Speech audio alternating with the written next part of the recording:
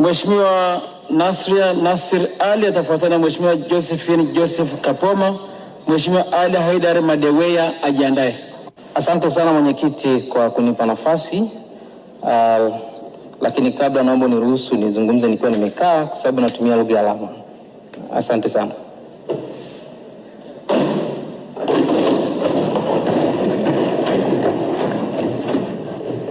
Aketi, asante. Mheshimiwa mwenyekiti, awali wote kama nilivyosema nashukuru kwa fursa ambayo umenipa, lakini pia nimshukuru Mungu kwa kunipa afya njema na kuwepo mahali hapa siku ya leo. Lakini pia nimshukuru sana Mheshimiwa Rais kwa imani yake kwangu. Mimi ni mtu mwenye ulemavu. Ninakushukuru pia sana chama changu cha Mapinduzi kwa imani yao kwangu. Nikiwa mbunge wa kwanza kiziwi hapa Tanzania tangu bunge hili kuanzishwa. Ninamshukuru sana Rais kwa kuweza kuvunja huu mwiko na kuwepo kiziwi mbunge Tanzania. Lakini Mheshimiwa mwenyekiti, nisiwe mchoyo wa fadhila, naomba nimshukuru mama yangu kwa kazi kubwa sana ambayo aliyoifanya ya kunilea mpaka kufika mahali hapa. Namuomba sana Mungu ambariki. Mama yangu amekuwa ni balozi wa watu wenye ulemavu. Namshukuru sana sana mama yangu. Mheshimiwa mwenyekiti, pia nashukuru kwa fursa hii. Naomba pia nimshukuru Profesa Mkumbo, waziri wa Wizara ya Mipango na Uwekezaji, kwa namna ambavyo alitushirikisha katika kukusanya maoni na hatimaye maoni yetu yote yamezingatiwa. Na kushukuru sana Profesa. Umefanya kazi kubwa sana. Kiukweli tumeridhika. Na wenzangu wenye ulemavu pia wamenituma ni kushukuru. Umefanya kazi kubwa, tumeridhika. Mwenyekiti, naomba nichangie maeneo matatu. Kwanza, eneo la elimu, afya na ajira. Mheshimiwa mwenyekiti, nianze na elimu. Ninaomba serikali tunakoelekea iweze kuongeza shule za watoto wenye ulemavu. Kuanzia shule za msingi kwenye ngazi ya wilaya mpaka mkoa. Kwa sababu shule za wenye ulemavu ziko chache sana. Kwa hiyo watoto wenye ulemavu wanapata shida. Kwa mfano mimi binafsi, shule ya msingi nimesoma, nilitoka Zanzibar nikasoma Dar es Salaam, lakini pia sekondari ilinilazimu kwenda Njombe. Kwa hiyo ilikuwa ni changamoto kubwa. Namshukuru Mungu alinifanikisha nikamaliza kidato cha 4. Kwa hiyo naomba serikali iweze kuongeza shule za watoto wenye ulemavu kuanzia ngazi ya wilaya mpaka mkoa. Lakini pia naomba serikali iweze kuongeza walimu wenye ujuzi wa kuwafundisha, walimu wa elimu maalum ambao wana ujuzi wa kutosha kuwafundisha watoto wenye ulemavu. Hapo tutaweza kufanikisha vizuri malengo yetu. Lakini pia hizi shule ambazo zitajengwa naomba ziwe shule za boarding, kwa kuwa wazazi wengi wenye watoto wenye ulemavu uwezo wao ni mdogo. Kwa hiyo wakiwa wanalala bweni angalau itapunguza makali ya maisha.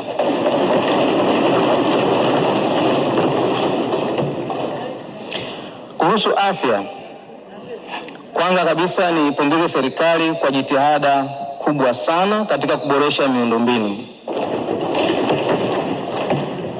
Lakini naomba niongeze kidogo, niombe serikali iboreshe zaidi miundombinu. Kwenye vituo vya afya kuwe na wakalimani. Ikitokea mtu ambaye ni kiziwi anaumwa, kawaida binafsi huwa sipendi kutumia mkalimani kwa sababu ya usiri wa changamoto zangu za kiafya.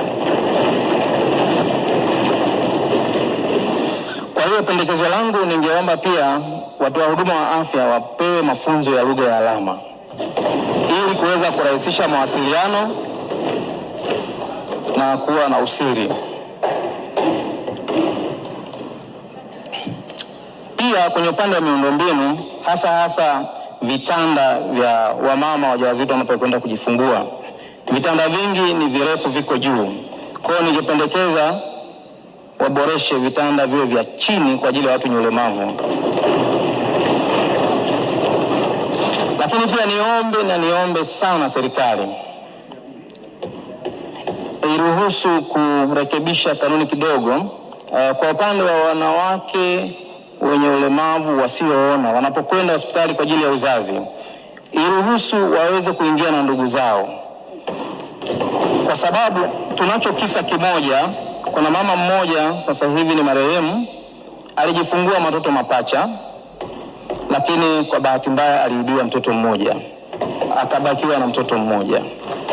Kwa hiyo ningeomba sana serikali iruhusu hilo, ili wamama wajawazito wanapoenda kujifungua ambao ni wasioona wawe na ndugu zao waweze kuangalizia watoto. Na tulipata shida sana kufuatilia hiyo kesi, lakini basi mwisho wa siku alibaki na huyo mtoto mmoja. Kwa hiyo naomba sana ombi hili liweze kuchukuliwa na liweze kutekelezwa. Kwenye upande wa ajira, Mheshimiwa Mwenyekiti, kuhusu ajira, wapo wazazi wenye ulemavu wamepambana sana kuwasomesha watoto wao, na watoto wao wamefika mpaka ngazi ya degree, lakini wanapokuja mtaani hawana ajira. Kwa hiyo ningeomba sana watoto ambao wamezaliwa na wazazi ambao ni wenye ulemavu wapewe kipaumbele cha ajira ili waweze kuwasaidia wazazi wao ambao ni wenye ulemavu.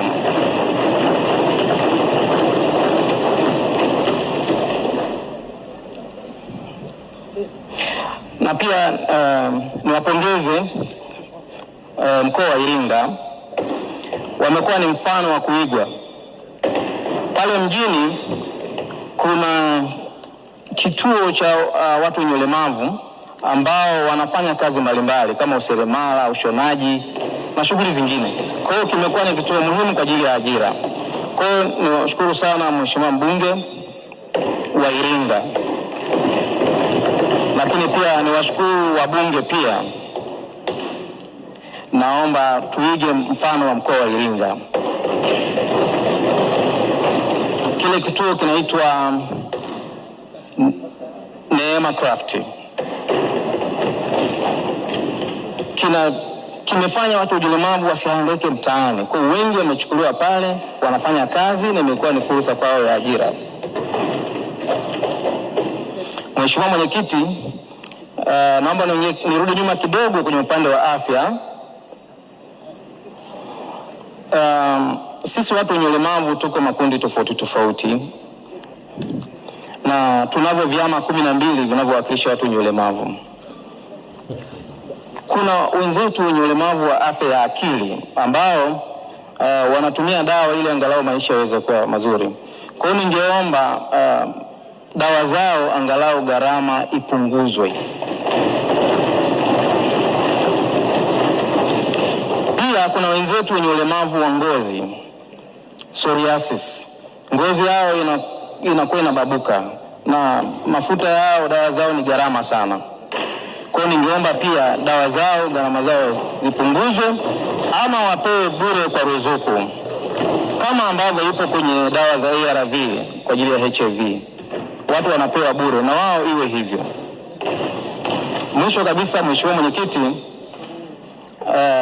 nimshukuru tena Mheshimiwa Rais kwa kumchagua Umi kuwa waziri.